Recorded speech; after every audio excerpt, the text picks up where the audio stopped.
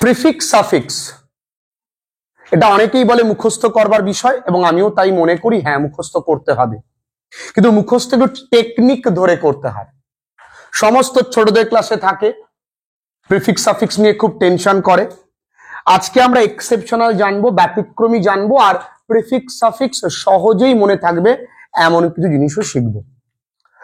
ব্যাপারটা হলো আজকে আমরা তো প্রিফিক্স নিয়ে কথা বলবো। কি নিয়ে বলবো? প্রিফিক্স। দেখো, প্রিফিক্স আর কি বন্ধুরা? সাফিক্স। দেখো, প্রি মানে হলো আগে দিয়ে কোনো কিছু একটা নতুন শব্দ আগে দেওয়া হবে, তারপরে একটা শব্দ ফিক্স হবে, তৈরি হবে। সাফ মানে পরে, প্রি মানে আগে, সাফ মানে পরে। যেমন আমি যদি বলি কালার, এই শব্দটা আমি এর পরে দিতে পারি ফুল, তাহলে এই ফুলটা পরে দিলাম, তাহলে এটা কি হবে? সাফিক্স। আর যদি আমি দিই ডিসকালার, তাহলে এটা কি হবে? প্রিফিক্স। ঠিক আছে, তাহলে আগে দিলে প্রিফিক্স, পরে দিলে কি? সাফিক্স। ক্লিয়ার? এইটুকুনি বুঝতে পেরেছি। এবার প্রিফিক্স সাফিক্সে, অর্থাৎ আমরা সাধারণত প্রিফিক্স ব্যবহার করে অপোজিট ওয়ার্ড তৈরি করি। অপোজিট ওয়ার্ড ইংরেজিতে বলা হয় কি? অ্যান্টোনিম। আমি অনেক আগেই বলেছি, নিম এরা ক ভাই? Synonym, antonym. ছোট থেকেই বাচ্চাদেরকে ভালো করে যদি না শেখানো যায়, তাহলে আগামী দিনে ইংরেজিতে কিন্তু ওদের দুর্বলতা আসবে। এই কারণে আমাদের আগে প্রথমে শুধুমাত্র ক্লাস 10, 11, 12 অনলাইন ক্লাসেস ছিল। এবার ধরো যেই ছেলেটা আমার কাছে ক্লাস 10-এ পড়ে, তার একটা ক্লাস 8-এর ভাই আছে, সে 9-এ উঠলো, তাহলে সে চাইবে আমার কাছে পড়াতে দিতে, যদি তার ভালো লাগে। এমন করে বহু ছেলে মেয়েদের আমি 9-এর থেকে শুরু করলাম অনলাইন। আবার তাহলে 9, 10, 11, 12 গেল। তাছাড়া আমাদের গ্রামার কোর্স আছে, চাকরি পরীক্ষার জন্য সবার জন্য আছে, আমাদের স্পোকেন ইংলিশ কোর্সও রয়েছে। যাই হোক, এবার যে ছেলেটি ধরো 12-এ পড়ে, তার একটা ভাই আছে 7-এ পড়ে, তাহলে তার তো আর তো কোর্স নেই, আমি কি আবার 7 আনতে পারি? এত তো মেনটেন করা সম্ভব নয়, মেনটেন করার জন্য প্রয়োজন আছে। তাই এদের জন্য একটা ছোট্ট নতুন আমাদের চ্যানেল তৈরি হবে খুব তাড়াতাড়ি, ফ্রেন্ডলি চ্যাম্প বলে। কি নাম থাকবে? কেমন হয়েছে নামটা তোমরা কিন্তু জানিও। একদম ছোটদের জন্য, একদম ছোটদের জন্য থাকবে, এবং সেখানে সমস্ত গ্রামার করানো থাকবে, রাইটিং ইমপ্রুভমেন্টের জন্য ক্লাসেস থাকবে, টেক্সটের কিছু জিনিস থাকবে, একদম বাচ্চাদের জন্য, মানে তোমাদের জন্য ভালো হবে। কি নাম থাকবে? Friendly champ. ঠিক আছে, কেমন হবে জানিও সকলেই তোমরাও। তাহলে নিমেরা ক ভাই? সিনো, অ্যান্টো, হোমো। ওকে, প্রিফিক্স সাফিক্সের ক্ষেত্রে কিছু নিয়ম একটু জেনে রাখতে হয়। যেমন কোনো শব্দ যদি আর দিয়ে শুরু হয়, তাহলে যে কোনো শব্দ আর দিয়ে শুরু হলে তার আগে একটা কি বসে? আইআর।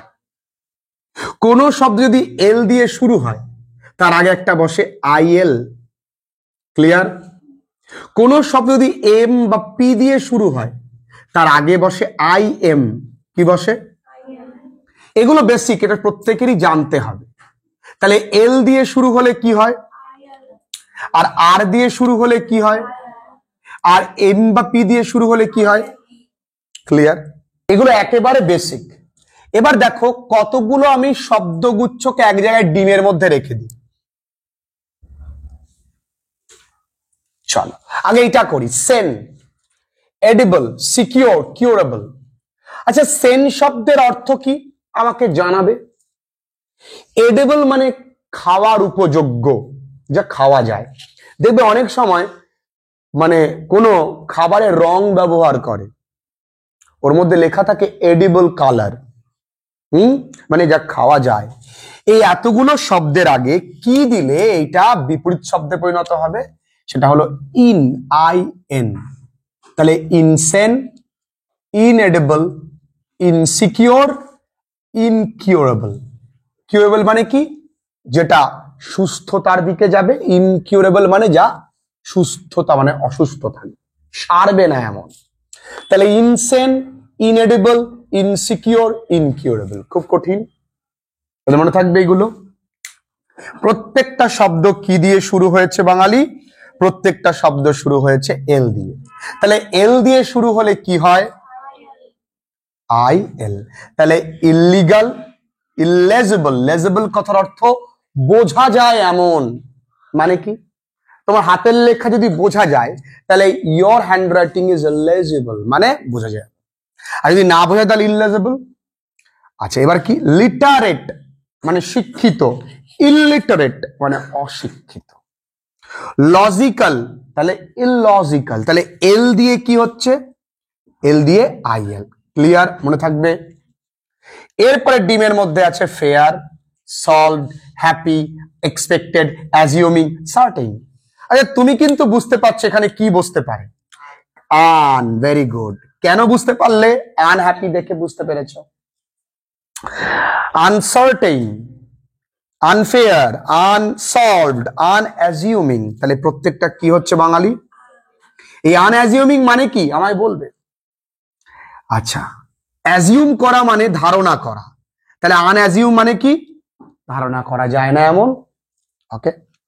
রেগুলার। আচ্ছা বাঙালি, আবার কি এসছে? আর দিয়ে। তাহলে আর দিয়ে হলে কি হয়? আই আর। তাহলে এখানে কি হবে? আই আর। তাহলে আই ইররেগুলার, ইররেশনাল, ইরেসিস্টেবল, ইরেসপন্সিবল। কিন্তু এখানে থাম্বা থাম্বা, এই রিজনেবল এর ক্ষেত্রে কিন্তু আর আই আর হবে না। ব্যতিক্রমী থাকে তখন কি হবে? আনরিজনেবল। এই রিজনেবল তখন এর ঘরে চলে আসছে, তাই না? আনরিজনেবল। কঠিন? তাহলে সবটা মনে রাখবে, তার সঙ্গে কিন্তু তোমাকে এটাও মনে রাখতে হবে। এরপরে আসি,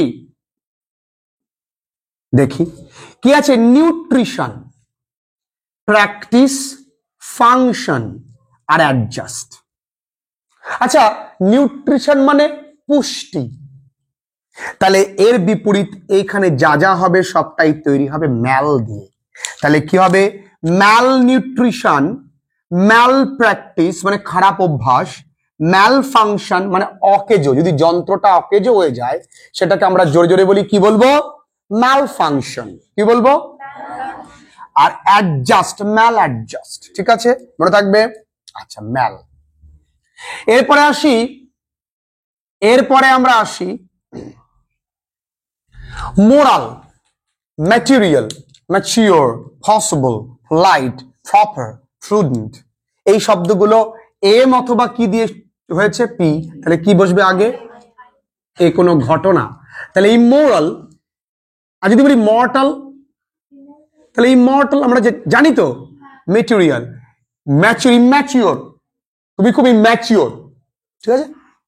ইম্পসিবল, ইম্পোলাইট, ইমপ্রুডেন্ট, আর কি? ইমপ্রপার। হলো সবকটা কি? আই এম দিয়ে হয়েছে। হলো। এবার পড়ে আছে একটাই, বিহেভ। আচ্ছা, তোমরা বিহেভ দেখেই বুঝতে পেরেছো যে এখানে কি কি বসতে পারে। শোনো না, তোমরা খুব মিসবিহেভ করছো, তাহলে কি হবে? মিস। তাহলে মিসবিহেভ, মিসকন্ডাক্ট, মিসজাজ, মিসইনফর্ম, মিসগাইড, সবটাই কি? মিস। ওকে মিস, বুঝেছো? মিস, মিস্টাররা বুঝেছো? তাহলে এই হলো টোটাল কি? প্রিফিক্স। আরো দুটো দেখো উপরে ছোট্ট করে লুকিয়ে বসে রয়েছে। কে? আমাদের বন্ধু। ও বন্ধু, তোমার ইউজ করা হয়নি, তাহলে তোমার অপব্যবহার হয়েছে, তোমার অ্যাবিউজ হয়েছে। আর যারা এটা বুঝতে পারবে না তারা অ্যাবনর্মাল। আমি বলি না অ্যাবনর্মাল মানে ব্রেন কাজ করে না, তারা কি? অ্যাবনর্মাল, পাগলা মতন। Normal, abnormal. Use, not আনইউজ, abuse. Clear? তাহলে টোটাল প্রিফিক্স সাফিক্স ক্লিয়ার? ছোট্ট ক্লাসেই বুঝে গেছি। তাহলে ছোটদের জন্য চ্যানেলটার নাম কেমন হয়েছে তো জানিও।